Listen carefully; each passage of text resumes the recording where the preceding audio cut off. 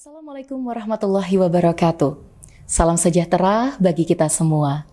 Selamat datang kembali hadirin sekalian di acara yang sudah kita nantikan, yaitu Alive, yang diselenggarakan oleh Laboratorium Terpadu Universitas PGRI Adi Buana Surabaya.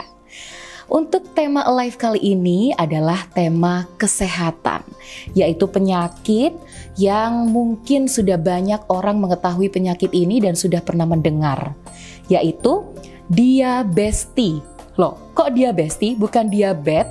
Nah, ini nanti kita akan berbincang-bincang secara langsung dengan narasumber kita pada hari ini. Namun sebelum itu, izinkan saya untuk menyampaikan beberapa pembuka untuk memantik materi yang akan kita bahas bersama. Diabetes di Indonesia ini dianggap sebagai masalah kesehatan utama dan telah menjadi perhatian sejak awal tahun 1980-an. Dan lebih dari 10 juta orang yang hidup dengan diabetes. Indonesia menempati peringkat ketiga dengan prevalensi sebesar 11,3%. Dan ini sangat penting bagi penderita diabetes untuk didiagnosis sedini mungkin untuk mencegah, menunda komplikasi, menghindari kematian dini, dan meningkatkan kualitas hidup. Rendahnya tingkat diagnosis klinis diabetes seringkali merupakan akibat dari akses yang tidak memadai ke layanan kesehatan dan kapasitas yang lebih rendah dalam sistem kesehatan yang ada. Strategi screening yang murah menggunakan skor resiko diabetes yang divalidasi, dikombinasikan dengan tes diagnostik, sangat dibutuhkan untuk mengidentifikasi orang dengan diabetes lebih awal. Nah, itu tadi materi awal sebagai pembuka, teman-teman. Sekarang saya akan memperkenalkan pemateri kita hari ini yang sangat cantik, yang sudah duduk di sebelah saya. Ada Ibu Asri. Halo Ibu. Iya Bu Amel. Bagaimana kabarnya, sehat? Alhamdulillah sehat. Alhamdulillah. Nah Ibu, mohon izin saya akan memperkenalkan Ibu ya, memperkenalkan Ibu lebih dekat lagi agar teman-teman bisa lebih dekat mengenal Ibu Asri ini. Ibu Asri ini bernama lengkap APT Asri Widomukti S Farm M Farm Clean. Lahir di Surabaya pada tanggal 25 September 1989, tapi seperti lahir di tahun 2007 ya Bu ya. Iya, kelihatan ini ya lebih muda gitu ya dari usianya. Dan beliau merupakan dosen dari program studi farmasi Universitas PGRI Adi Buana Surabaya.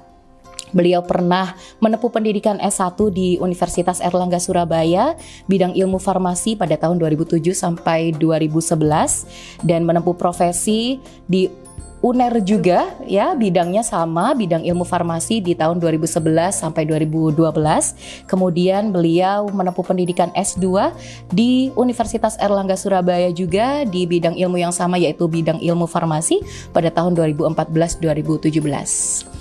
Nah, teman-teman semuanya, tidak hanya itu, beliau ini tidak hanya melakukan pengajaran gitu ya pada mahasiswa, tapi beliau juga memiliki banyak sekali penelitian dan artikel, kemudian juga melakukan pengabdian kepada masyarakat, dan saya akan menyebutkan salah satu aja ya Bu ya, saking banyaknya nanti teman-teman bisa cari di Google gitu ya dengan nama lengkap beliau, itu banyak sekali penelitian yang beliau laksanakan. Kemudian salah satu judul yang masuk di dalam tema kita hari ini adalah persepsi mahasiswa terhadap platform Diabesti pada pembelajaran penyakit diabetes, mata kuliah Problem Based Learning, pelayanan kefarmasian komunitas pada tahun 2022 ya Bu ya, itu di penelitiannya. Kalau di pengabdian kepada masyarakat dalam 5 tahun terakhir ini, salah satunya adalah sosialisasi dan edukasi penyakit diabetes mellitus pada remaja pada tahun 2021 ya, dan sosialisasi pre-diabetes tahun 2022.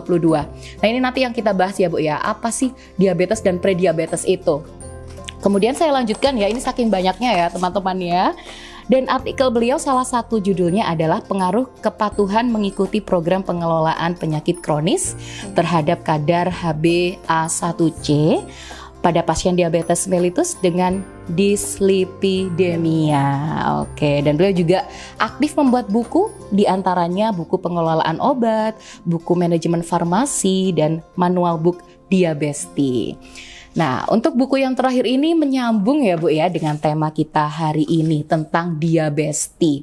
Nah, sebelum kita membahas tentang apa sih itu diabesti, apakah diambil dari kata besti, sahabat diabetes atau bagaimana? Nah, tapi sebelum itu saya ingin Ibu Asri menjelaskan kepada kita semua, mungkin banyak orang yang sudah mendengar penyakit diabetes, tapi belum paham 100% mengenai penyakit tersebut. Mohon dijelaskan Ibu, apa sih diabetes mellitus itu, dan juga dijelaskan diabetes ini ada berapa tipe sih Bu? Oke, iya, terima kasih Bu Amel. Jadi diabetes mellitus sendiri biasanya dikenal masyarakat dengan penyakit gula. Jadi kebanyakan masyarakat itu kenalnya penyakit gula. Tapi diabetes mellitus sendiri secara ilmiah ya memiliki definisi merupakan sekelompok penyakit metabolik kronik. Ya, jadi terjadi dalam waktu yang lama yang ditandai dengan meningkatnya kadar gula darah. Nah, meningkatnya ini seperti apa? Meningkatnya otomatis lebih dari kadar normalnya. Kalau normalnya pada orang normal itu kadar gula darah puasa itu kurang dari 126. Nah, kalau diabetes berarti kadar gula darah puasanya Bu Amel lebih dari 126 dan diikuti dengan gejala lain, yaitu dia jadi sering kencing, sering merasa haus walaupun sudah minum banyak, dan sering merasa lapar. Nah, jadi kalau ada 3 gejala itu, terus ditambah kadar gula darah yang tinggi, berarti kita perlu waspada, seperti itu. Tapi tetap untuk diagnosa diabetes atau tidaknya tetap harus ke dokter. Itu Bu Amel. Nah, itu untuk definisinya. Sekarang untuk macamnya. Macamnya diabetes sendiri ada diabetes tipe 1, diabetes tipe 2, diabetes tipe lain, dan juga diabetes gestasional gitu, atau dalam masa kehamilan, seperti itu. Iya, yang terkenal di masyarakat itu biasanya menyebutnya diabetes kering dan diabetes basah. Betul. Dan ada salah satu tipe dari diabetes ini sendiri yang harus menggunakan suntik insulin setiap hari. Iya. Bisa Ibu jelaskan itu diabetes tipe apa yang biasanya menggunakan suntik insulin itu dan apa kegunaannya? Oke, baik. Jadi diabetes kalau yang tipe 1 itu kan hormon insulin itu diproduksi oleh sel beta pankreas dari tubuh kita. Jadi kalau dia menderita yang tipe 1, itu sel beta pankreasnya ini udah rusak, Bu. Jadi tubuh tidak bisa memproduksi sendiri insulin. Padahal hormon insulin ini diperlukan tubuh untuk melakukan metabolisme dari apa yang kita makan. Jadi kita makan yang mengandung karbohidrat, lemak, protein, itu nanti akan dimetabolisme atau dibantu cerna oleh hormon namanya insulin. Nah, kalau yang memproduksi ini istilahnya pabriknya ini si pankreasnya rusak, otomatis tubuh tidak bisa menghasilkan insulin sehingga butuh suntikan insulin dari luar. Jadi yang biasanya yang pakai suntikan insulin adalah yang tipe 1. Tapi tidak menutup kemungkinan yang tipe 2 pun bisa memakai insulin.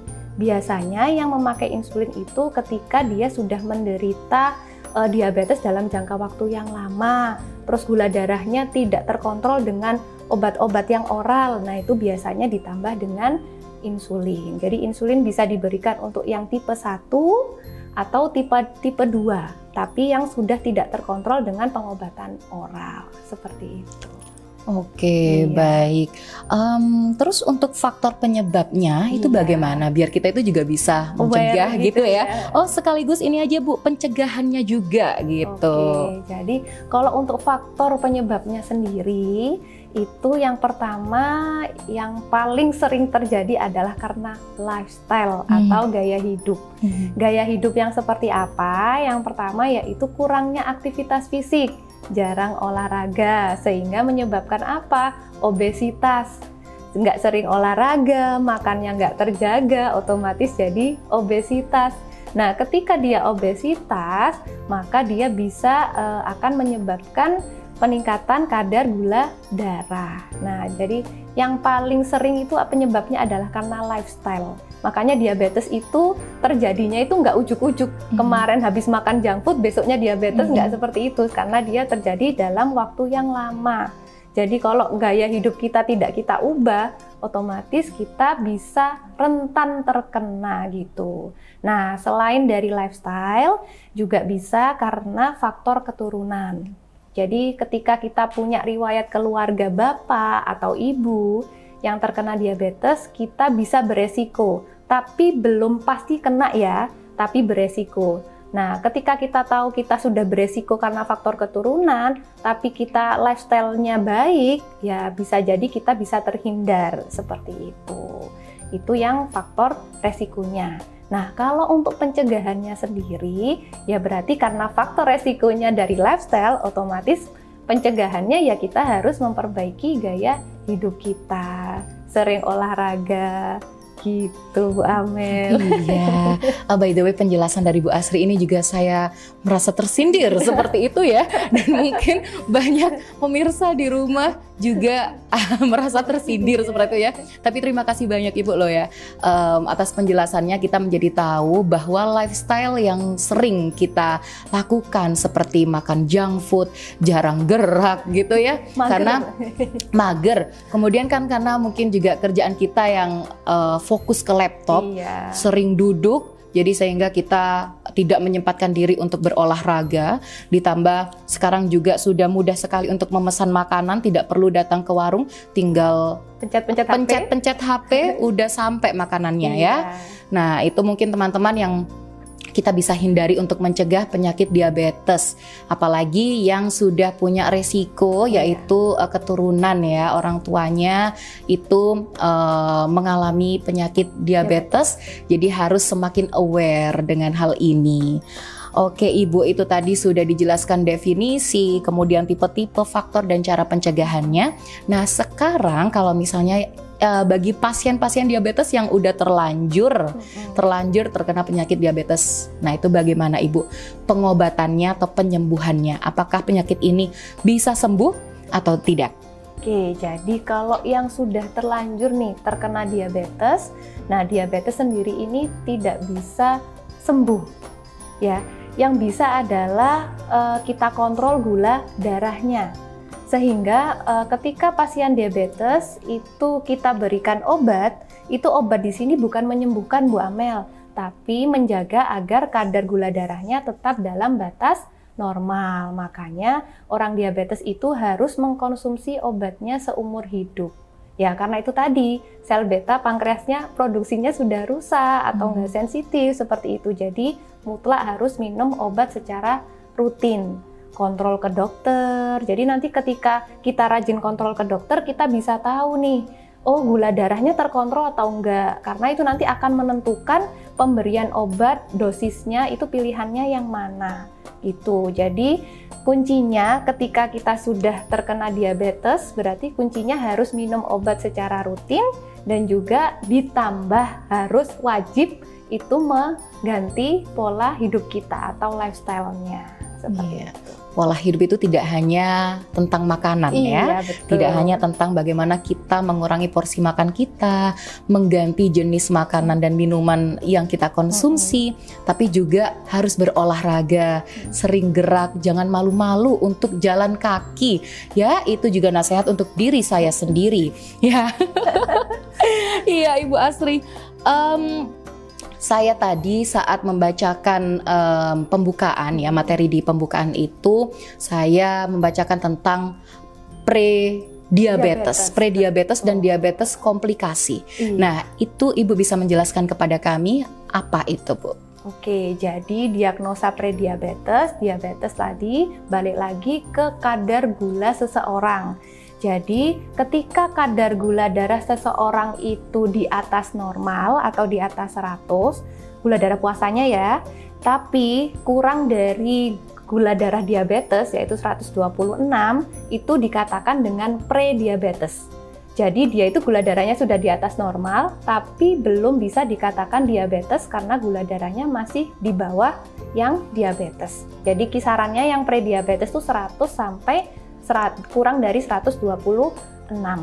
Nah, kebanyakan pasien yang sudah terkena prediabetes ini sekitar 75% itu pasti mengarah ya Bu Mengarah. ya ke diabetes gitu. Jadi juga berdasarkan beberapa penelitian kami sebelumnya juga di kalangan remaja. Jadi kami itu meneliti terkait tingkat kejadian prediabetes pada usia produktif. Nah, ini hasilnya mengejutkan ya.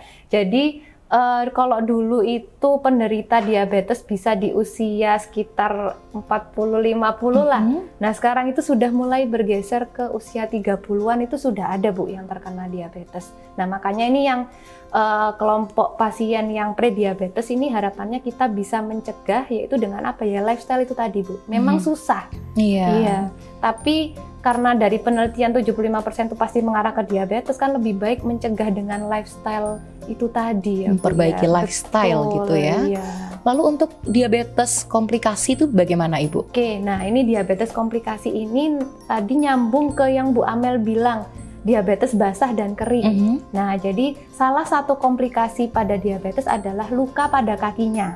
Nah, luka kaki diabetes pada pasien itu biasanya ada yang basah, ada yang kering gitu. Nah, itu adalah salah satu bentuk komplikasinya ketika kadar gula darahnya itu tidak terkontrol. Nah, itu bisa disebabkan karena tadi tidak rutin minum obat. Nah, itu salah satunya saja loh Bu, komplikasinya bisa ke kaki, bisa ke mata, bisa ke ginjal. Tapi yang sering kita, karena kelihatan pasti yang luka yang di kaki itu tadi. Nah, itu yang nyambung ke yang diabetes basah dan kering itu karena dilihat dari lukanya. Berarti ini penyakitnya ya sangat berbahaya ya Bu ya. Karena satu tidak bisa sembuh dan harus minum obat seumur hidup. Kemudian yang diabetes di salah satu tipe tadi harus suntik insulin setiap hari, bahkan sehari itu bisa lebih dari 1 kali gitu. Dan jangan lupa kalau penyakit diabetes ini juga bisa menjalar kemana-mana. Selain luka, itu bisa menyebabkan gangguan penglihatan ya, glaukoma. Bukan glaukoma sih, lebih ke gangguan saraf mata. Oke. Kemudian ke ginjal, penurunan fungsi ginjal. Nah, itu nanti kemana-mana. Oh iya, tadi mungkin saya lupa menjelaskan Bu terkait selain faktor keturunan dan juga lifestyle tadi, bisa juga karena pengaruh obat-obatan. Gitu. Jadi untuk pasien yang biasanya konsumsi kortikosteroid ya, obat-obat golongan kortikosteroid dalam jangka panjang itu bisa juga meningkatkan kadar gula darah. Nah, makanya ini kita nggak boleh sembarangan minum obat gitu. Jadi kalau kita ke apotek itu hanya bisa yang obat yang golongan bebas terbatas yang lingkarannya warna biru dan hijau. Tapi yang kalau sudah lingkaran merah, nah itu nggak boleh. Harus dengan resep dokter. Seperti itu. Saya belajar banyak ini Bu ya. Baik Ibu. Untuk yang sudah Ibu Asri jelaskan tadi, berarti bisa saya simpulkan bahwa kita juga umur berapapun ya, remaja juga mungkin perlu cek ya. Perlu cek kesehatan gitu ya ke dokter gitu ya, agar kita bisa mencegah terjadinya diabetes ini. Salah satu pengecekan ya cek diabetes gitu ya Bu Asri ya. Cek gula darah gitu sekarang ya. Sekarang harus ke lab Bu Amel, sekarang di apotek juga sudah disediakan pengecekan gula darah dengan harga yang sangat terjangkau. Gitu. Jadi kita biasanya pakai stripan itu Bu, ya itu tinggal dicetek aja, diambil darahnya, itu sudah langsung kelihatan gula darahnya berapa. Jadi misalkan kita sudah merasa ada gejala kayak tadi yang sering kencing, makan banyak tapi kok tambah kurus, banyak minum, nah itu kita bisa aware untuk cek gula darah. Iya, sebenarnya yang di tengah-tengah Ibu jelaskan tadi, makan banyak tapi kok tetap kurus, itu juga cita-cita saya ya Bu Asri ya, tapi bukan cita-cita mengalami diabetes seperti itu ya. Oke, baik Bu Asri. Nah, menyambung dari pembahasan ini tadi, kita harus rajin-rajin ngecek ya. Nah, untuk mengecek ini apakah ada Ibu aplikasi yang mungkin lebih memudahkan kita dalam ngecek kesehatan kita, atau mungkin khususnya ke arah penyakit diabetes, agar kita itu tidak atau selain ya, cara lain selain kita datang ke dokter atau datang ke apotek, itu apakah ada Ibu cara lain yang lebih mudah? Oke, Kalau untuk aplikasi ya Bu ya, aplikasi sendiri kita ada namanya aplikasi Diabesti. Jadi aplikasi ini hasil dari luaran kita pada program matching fund dari Kedai Reka. Nah, dari aplikasi ini harapan kami bisa membantu mempermudah pasien dan juga keluarga pasien untuk lebih aware dan juga dapat mengontrol gula darahnya. Nah, kok bisa sih dari aplikasi kok bisa mengontrol? Nah, itu kita ada fitur-fiturnya Bu Amel dari aplikasi ini. Nanti akan saya jelaskan lebih lanjut. Dan ditampilkan mungkin ya, nanti perlu ditampilkan aplikasinya. Wah, luar biasa. Jadi tema kita adalah Diabesti. Ternyata adalah sebuah aplikasi. Betul. Nah, bisa dimaknai Diabesti itu juga sahabatnya bestinya para pasien diabetes. Jadi sebagai kata besti memiliki kegunaan, memiliki kontribusi untuk teman-teman penderita diabetes ya Bu ya. Untuk Diabesti ini bekerja sama dengan siapa aja sih Bu? Oke, jadi tim kami pada aplikasi ini yaitu selain dari Universitas PGRI Adibuana, ada dari Universitas Mula Warman dan juga Halu Oleo, dan juga kita didukung dengan mitra kami yaitu CV Arkana Teknologi yang membantu membuat aplikasi ini. Gitu Bu Amel. Jadi kita lintas universitas. Universitas ini kebetulan juga di luar Jawa, jadi harapan kami dengan adanya tim ini bisa menjangkau sampai di luar Jawa untuk penggunanya. Gitu. Untuk cara pembuatannya aja udah dipertimbangkan matang-matang ya. Untuk mencari mitra kerjasamanya juga perlu dipertimbangkan matang-matang. Tadi ada beberapa universitas dari luar Jawa yang fungsinya adalah untuk mempromosikan juga mempromosikan, kemudian mengenalkan juga kepada masyarakat yang lebih luas mengenai aplikasi ini. Ibu, itu tadi Ibu sudah menjelaskan definisi dan beberapa manfaat gitu ya dari aplikasi Diabesti. Nah, menurut Ibu Asri dan sepemahaman Ibu Asri, apakah sebelumnya itu juga sudah ada aplikasi yang mungkin mirip-mirip dengan Diabesti ini? Tapi yang saya tanyakan juga adalah keunggulan dari Diabesti ini dibandingkan dengan aplikasi lain, itu apa sih Bu Asri? Oke, jadi memang untuk aplikasi sejenis memang sudah banyak ya Bu ya. Tapi untuk aplikasi kita ini kita tujukan khusus untuk penderita dan keluarga yang diabetes saja, seperti itu. Nah, untuk fitur-fiturnya sendiri, keunggulannya yang pertama, karena dia ini mobile application, jadi kan bisa dibawa kemana-mana. Jadi memudahkan kita, salah satu contohnya nih ya, dari fitur pengingat minum obat. Nah, HP ini kan pasti kita bawa nih Bu ya kemana-mana. Jadi ketika di situ sudah ada semacam alarmnya, oh berarti ini waktunya minum obat. Jadi harapannya pasien tidak lupa minum obatnya. Nah, seperti itu salah satunya. Gampang dibawa, gampang diaplikasikan, dan juga di fitur-fiturnya juga ada kita bisa konsultasi gitu. Terus juga kita bisa memonitoring kadar gula darah.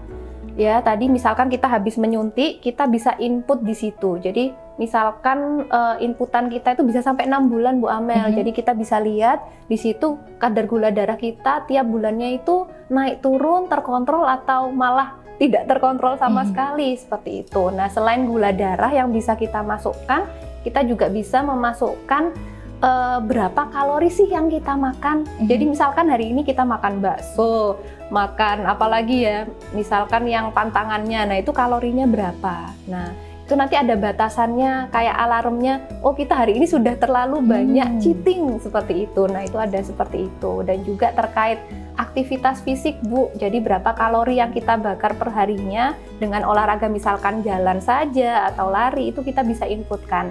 Jadi nanti setelah kita input di aplikasi, kita bisa dapat kesimpulan hari itu kita sudah melakukan aktivitas fisik membakar berapa kalori. Nah, itu salah satu keunggulan dari aplikasi kami. Iya, gitu. Jadi bukan hanya untuk pasien penderita Iya. diabetes aja, tapi ini juga bisa diakses oleh keluarga. Betul, Ya. Jadi ini iya. dari penjelasan Bu Asri memang benar-benar bestinya Iya. si penderita diabetes ini, karena ada alarmnya, kemudian mengingatkan ini sudah di luar batas kalori, Iya. misalnya seperti itu. Iya, makannya Perlu gitu. direm seperti itu.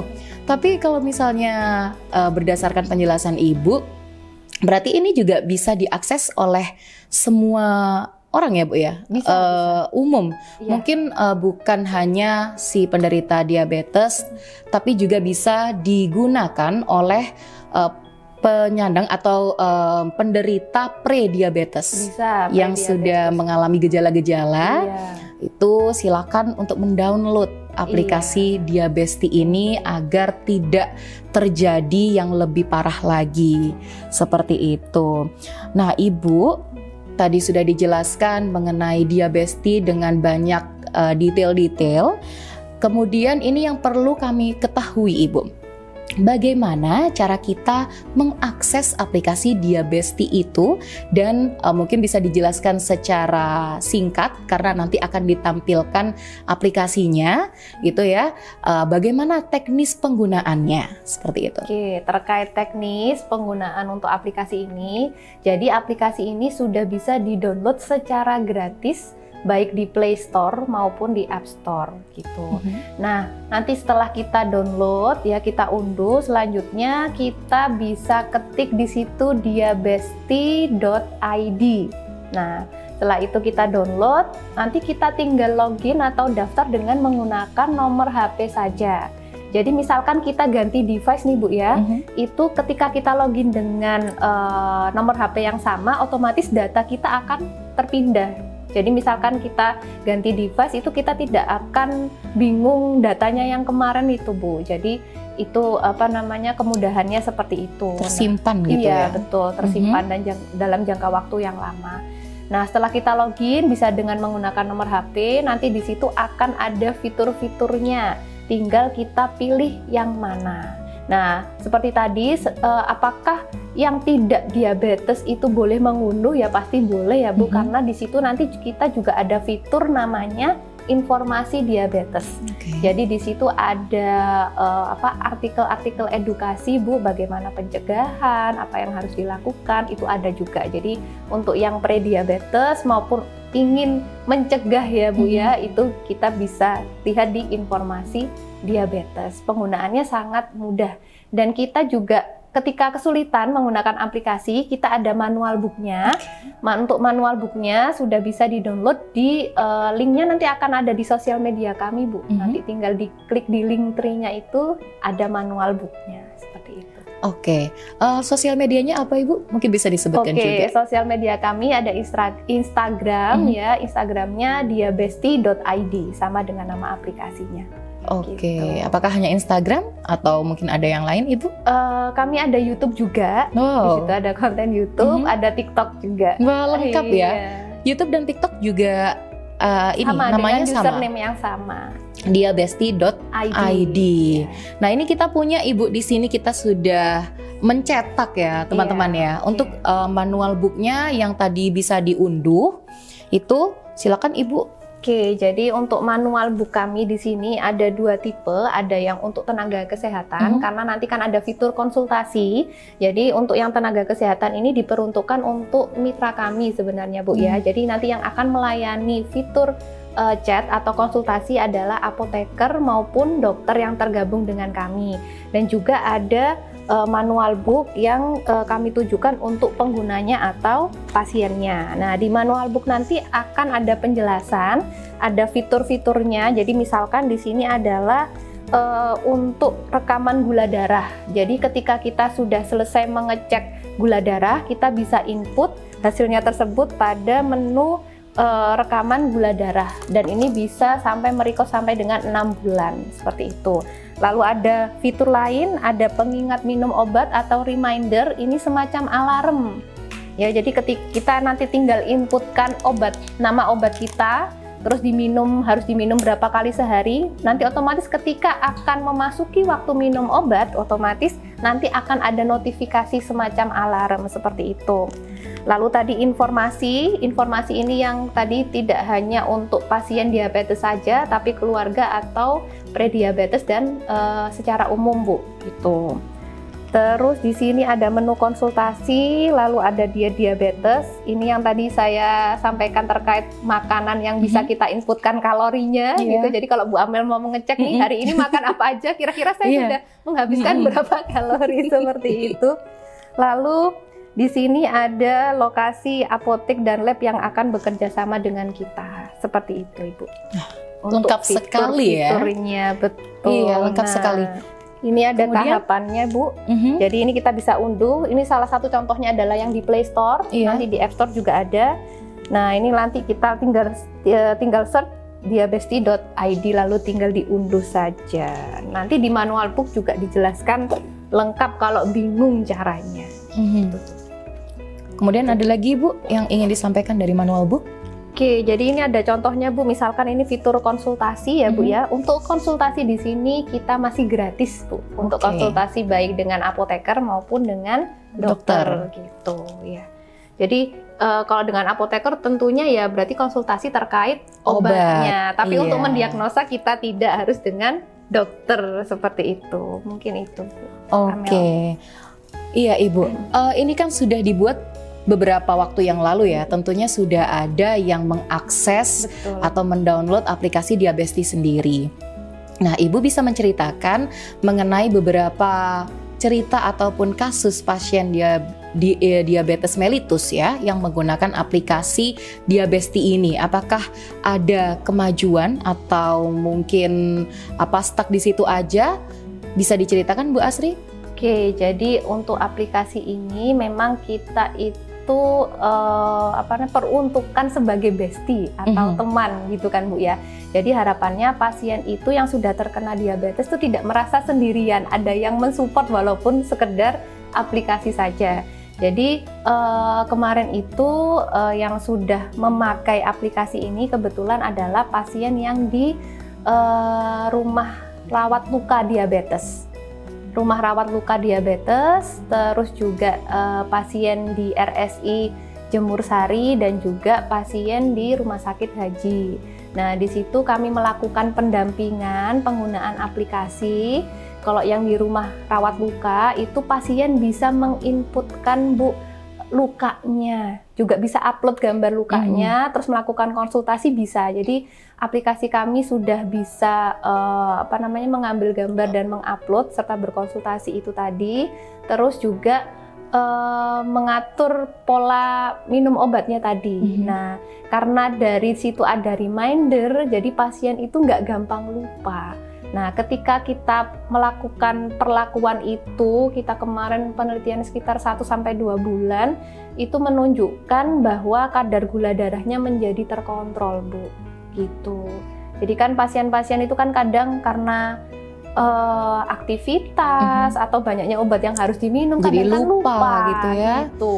Ini sebagai bestinya teman-teman dengan penyakit diabetes itu bisa mengingatkan kembali kapan waktunya minum obat, kemudian untuk mengontrol pola makan dan lain-lain seperti itu ya, Bu ya. Jadi sudah banyak pasien yang lebih baik lagi ya ketika dia mengakses aplikasi Diabesti, karena ya itu tadi kebaikan dari Diabesti sendiri yang menjadi sahabat dari si penderita diabetes itu. Begitu ya, Bu Asri ya.